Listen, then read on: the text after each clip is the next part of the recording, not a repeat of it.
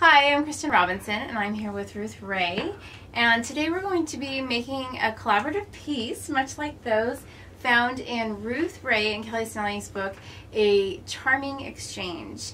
A new article has come out in Bellarmont Jewelry, new issue.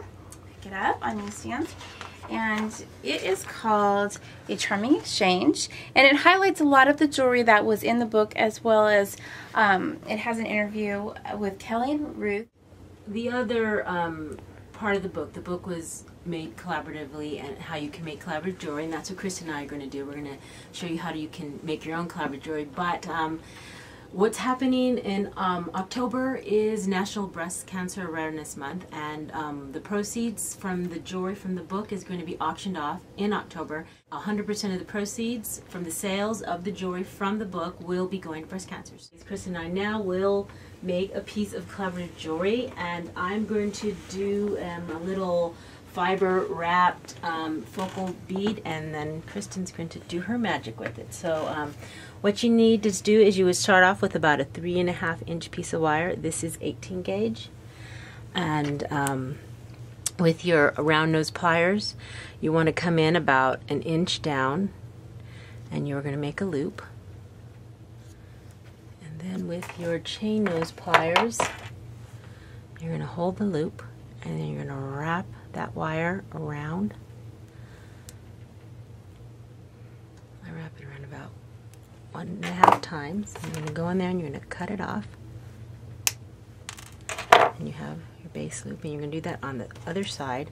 Depending on how long you want your focal bead to be, that would be when you stop. If you wanted to make smaller segments, you could. I'm going to make it kind of large, much like the piece that's right here. This is how it looks. Then what I'm going to do next is I'm going to come in here, and with some fibers, you could even use cloth if you wanted to, or fabric, I'm just going to come in here and hold it, and I'm just going to wrap it onto here, and then I'm going to go back down onto itself. And I go back and forth a couple times. And I'm going to cut that off. And then with some 24 gauge wire, I probably have, what, a yard?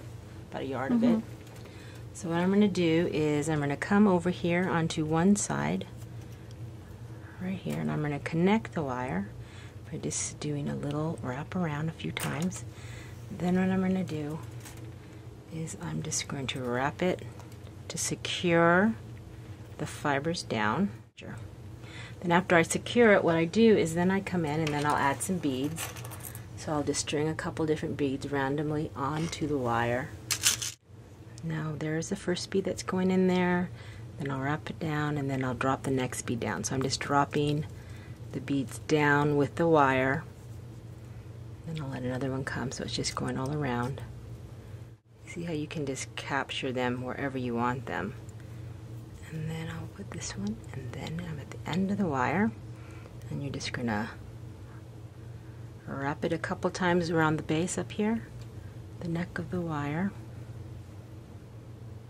And then just straighten this off, and then I will hand it over to Kristen, who will further embellish the piece. There you go.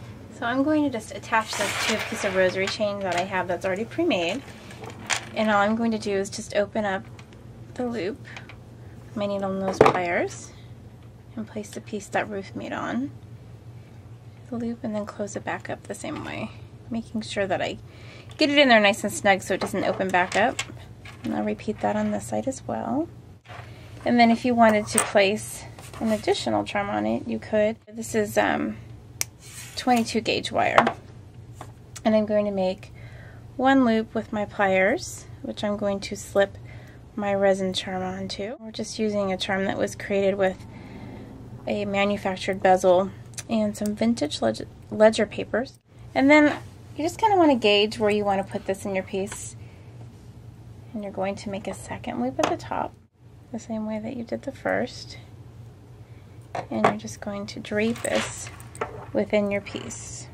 Let's kind of find a spot where Ruth has the wire. And then what I'm going to do after I close this one is I'll just put a little extra piece of fiber around the wire to hide it. So I want to leave a little bit of length. And you could do this with silk ribbon, or you could do this with even a scrap of fabric. Seam binding works really Seam well binding, Seam binding is really easy to tie off too. But there you go. There was a very quick and easy piece of collaborative jewelry. I hope you have fun making collaborative jewelry. Have fun.